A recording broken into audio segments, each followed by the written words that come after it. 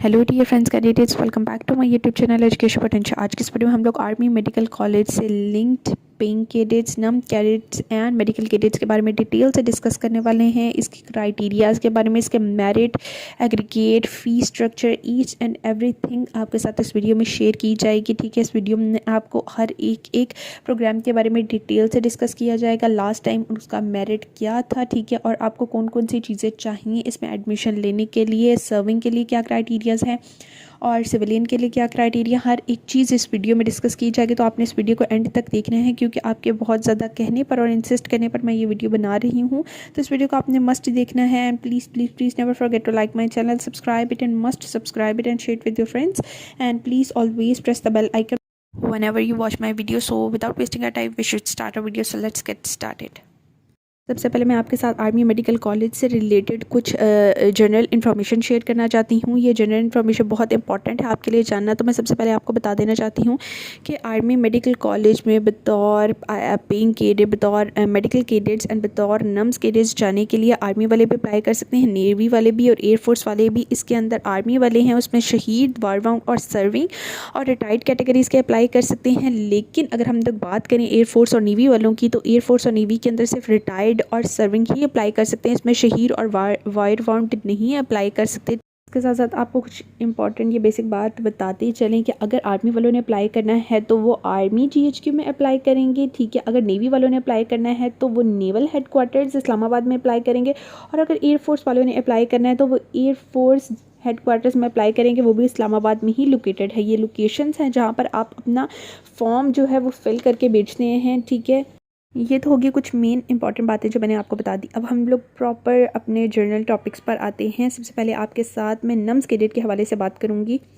अगर हम लोग नम्स कैडेट्स की बात करते हैं तो नम्स कैडेट बाकी दोनों कैडेट्स यानी मेडिकल कैडेट्स और पेइंग कैडेट्स से काफ़ी ज़्यादा डिफरेंट है। नम्स कैडेट्स के ऊपर ओपन मेरिट्स पर सीट होती हैं, यानी ओपन मेरिट पे अप्लाई करते हैं। इसमें सिविलियंस ही अप्लाई करते हैं, इसमें आर्मी वाले बच्चे नहीं अप्लाई करते, क्योंकि आर्मी वाले होते हैं वो पेइंग कैडेट में अप्लाई करते हैं, और बाकी जो सिविलियंस होते हैं वो पेइंग कैडेट में तो अप्लाई नहीं करते, वो सिर्फ नम्स कैडेट्स में अप्लाई करते हैं और ओपन मेरिट के बेसिस पर उनकी सिलेक्शन होती है। यहाँ पर आपको साफ नज़र आ रहा होगा कि 50% स्कोर होता है आपके MD-CAT की वेटेज होती है, और 50% ही आपके नम्स और FSC के मार्क्स की वेटेज होती है। इस तरह से आपका एग्रीगेट फार्मूला कैलकुलेट किया जाता है, ठीक है। इसके अंदर तमाम सिविलियंस ही अप्लाई कर सकते हैं, इसमें आर्मी के बच्चे नहीं अप्लाई करते। आर्मी के बच्चों का क्राइटेरिया कुछ डिफरेंट होता है।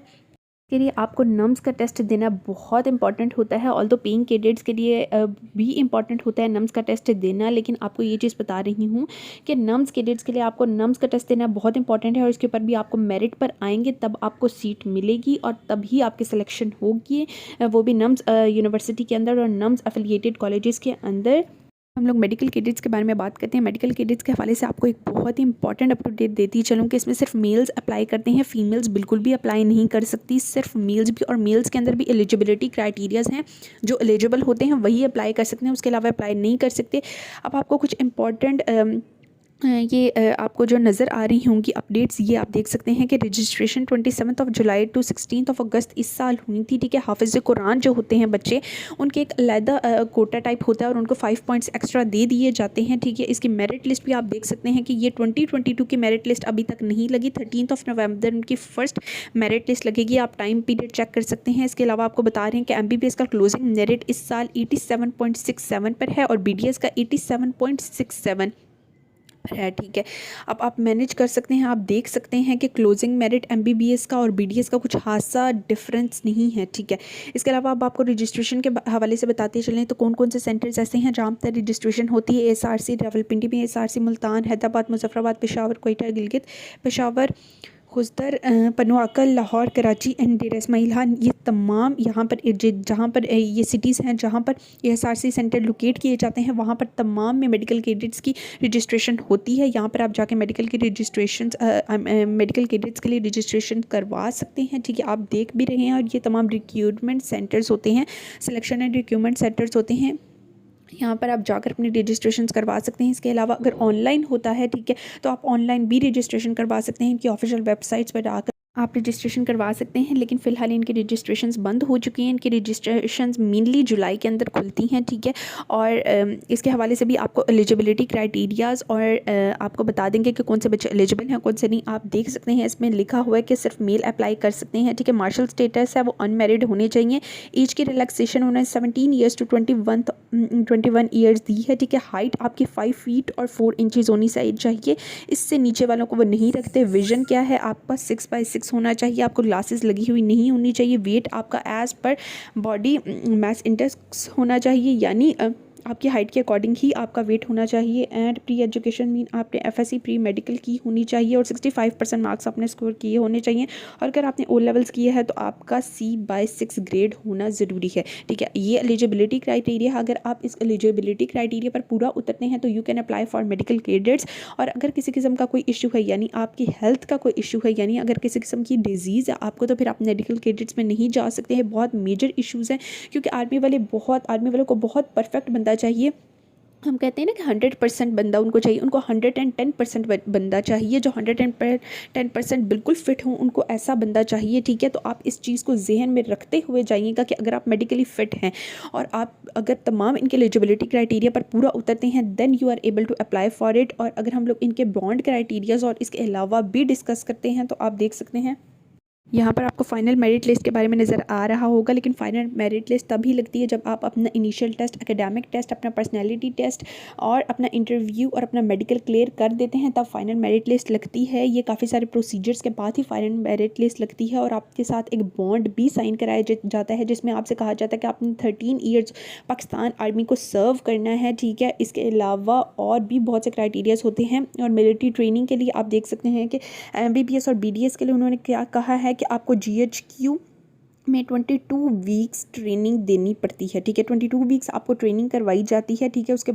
बाद आपको आर्मी के इंस्टीट्यूशंस में भेजा जाता है, आर्मी के हॉस्पिटल्स में भेजा जाता है, ठीक है। This was all for medical cadets and now we are gonna talk about paying cadets. सबसे पहले आपको पेइंग कैडेट्स के हवाले से ये बात बताते चलें कि पेइंग कैडेट्स के अंदर सिर्फ उन्हीं के बच्चे अप्लाई कर सकते हैं जिनके मदर या फादर सर्विंग हो, रिटायर्ड हो, शहीद हो, वार वाउंड हो, या फिर किसी किस्म की वजह से वो आर्मी में सर्व कर रहे हों, ठीक है। सिर्फ उन्हीं के बच्चे अप्लाई कर सकते हैं पेइंग कैडेट्स में। उसके अलावा सर्विंग के बच्चे बिल्कुल अप्लाई नहीं कर सकते हैं। पेइंग कैडेट्स की कैटेगरी है ही उन्हीं के लिए है जो आर्मी से ही लिंक्ड हो, जो पहले से ही आर्मी की कैटेगरी में काम कर रहे हों, जिनके मदर या फादर आर्मी को सर्व कर रहे हों, वही अप्लाई कर सकते हैं। इसके बाद हम लोग पेइंग कैडेट्स के हवाले से बात करते हैं कि पेइंग कैडेट्स में 2 तरह के अप्लाई कर सकते हैं। मेडिकल पेइंग कैडेट्स अप्लाई कर सकते हैं, दूसरा इंजीनियरिंग पेइंग कैडेट्स अप्लाई कर सकते हैं। मेडिकल पेइंग कैडेट्स के अंदर दोनों गर्ल्स और बॉयज़ दोनों अप्लाई कर सकते हैं, और इंजीनियरिंग पेइंग कैडेट्स में भी दोनों गर्ल्स और बॉयज़ अप्लाई कर सकते हैं।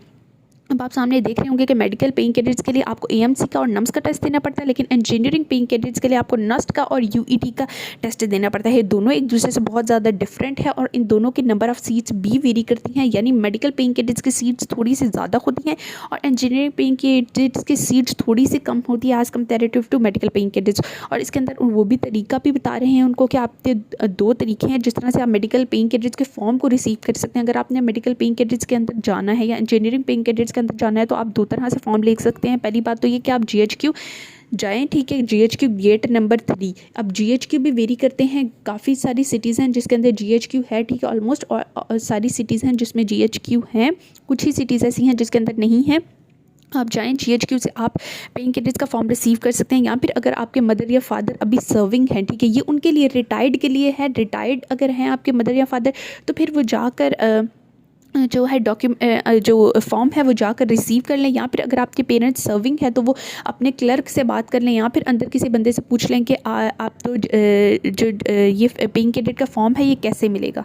सामने पिक्चर में नज़र भी आ रहा होगा कि पेइंग कैडेट्स का फॉर्म कुछ इस तरह से होता है, ठीक है। इसके 6 पेजेस होते हैं, मतलब 6 साइड्स होती हैं, 3 पेजेस होते हैं, 3 to 4 पेजेस होते हैं, 6 साइड्स होते हैं। इस फॉर्म को आपने फिल करना होता है और इस फॉर्म को फिल करने के बाद आपने इसके साथ डॉक्यूमेंट्स अटैच करने होते हैं, ठीक है। डॉक्यूमेंट्स भी आपको बता देते हैं कि कौन से डॉक्यूमेंट्स हैं जो आपने इसके साथ अटैच करने हैं। सबसे पहले तो आपने एनालाइज करना है that are you eligible to apply for paying cadets. अगर आप एलिजिबल हैं तो सबसे स्टेप 1 है कि आपने देखना है आप एलिजिबल हैं। इफ़ यू आर एलिजिबल तो स्टेप 2 है कि आपने फॉर्म लेना है। फॉर्म के साथ आप कौन से डॉक्यूमेंट्स अटैच करने हैं वो आपको बता रहे हैं।